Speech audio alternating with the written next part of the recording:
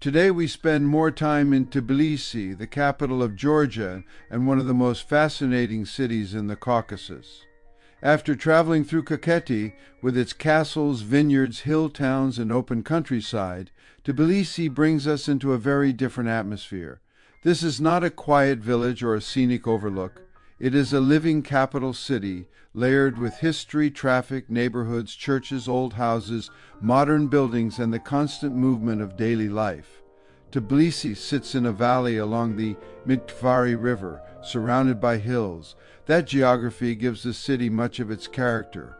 Streets climb and descend, churches appear on hilltops, old balconies hang over narrow lanes. From different viewpoints, the city seems to open up in layers: rooftops, church towers, bridges, the river, modern glass structures, and the surrounding mountains. What makes Tbilisi so interesting is the mixture.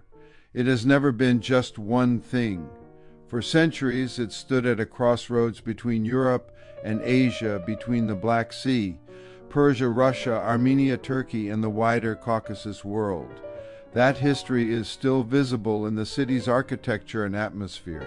You can feel it in the older districts, where traditional wooden balconies lean out over the streets. You can feel it near the churches, where Georgian Orthodox tradition remains a strong part of the city's identity. And you can feel it in the newer parts of the city, where modern bridges, hotels, and public buildings show a very different face of Georgia. Tbilisi is not a perfectly polished museum city, and that is part of its charm. It has elegance but also rough edges.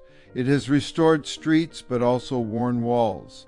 It has tourist areas but also ordinary apartment blocks, traffic, markets, and daily routines. The city feels lived in, not staged. For the camera, Tbilisi offers many kinds of scenes. Wide views from above show the whole valley and the river cutting through the city.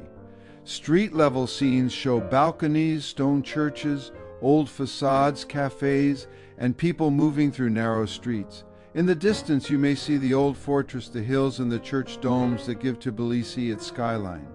Georgia's capital has been destroyed, rebuilt, invaded, reshaped, and revived many times. But it has kept a very strong identity.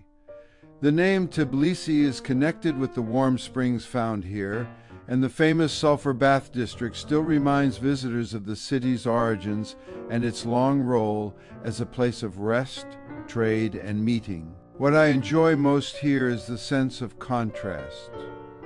One moment you are looking at ancient religious architecture. A few minutes later you are crossing a modern bridge or looking at a glass building. Turn another corner, and you are back in a narrow street with wooden balconies and old stone walls. This short video is not a full guide to Tbilisi. It is more of an impression, a few minutes of walking, looking, and absorbing the city's atmosphere.